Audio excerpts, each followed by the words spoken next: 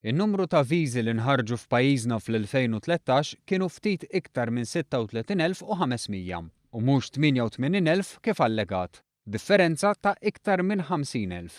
Qalet dan is-Segretarju Parlamentari Giulia Farrugia Portelli f'kitba fuq it-Times of Malta fejn spjegat kif issa drajna b'allegazzjonijiet iċċirkolati bilan li ħamġu r-reputazzjoni ta' Malta fuq livell Ewropew u dinji. Is-Segretarju Parlamentari Farrugia Portelli tispjega li lanqas jekk tmur lura għall-2011 meta l-Libja kienet fl-eqqel tal-kriżi tagħha u todd il-viżi li nħarġu sal-lum f'7 snin u nofs dawn jammontaw għal 69,000, b'terz minnhom taħt amministrazzjoni nazzjonalista.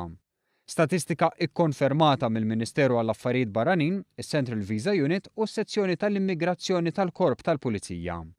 Is-Segretarju Parlamentari Farrugia Portelli tispjega kif pajjiżna għandu sistema ta' viżi robusta u fost l-olarati fl-Unjoni Ewropea li jiġu rrifjutati.